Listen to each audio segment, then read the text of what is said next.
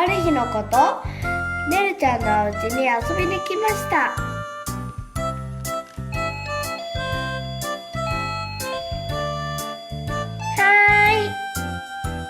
お邪魔します。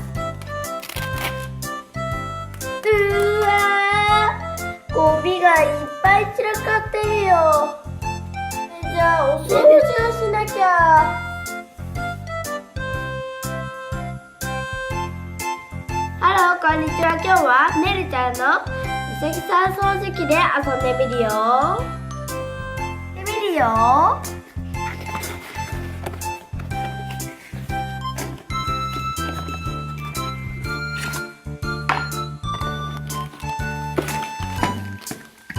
わー、かわいいね。うさぎさん掃除機が出てきたよ。かわいいうさぎさん掃除機がついてたよ。ここは動くんだね。裏のタイヤはこうしてみるよ。あ、これはゴミなんだね。ゴミがポンポン跳ねてるよ。よーし、早速メルちゃんのお家をお掃除しなきゃ。ポポちゃん、メルちゃん、ねねちゃん、お邪魔します。うわー、散らかってるよ。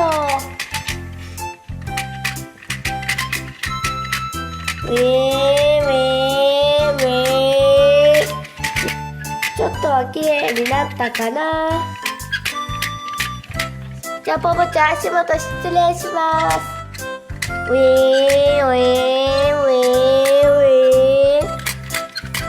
じゃあ足元失礼します。綺麗になったかな。あれれ、頭の上にもゴミがあるよ。メルちゃんたち、頭の失礼します。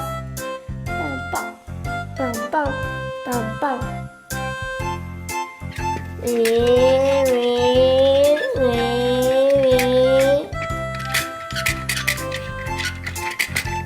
綺麗になったかな。あれれ、こんなところにもゴミが散らかってるよ。じゃあお掃除します。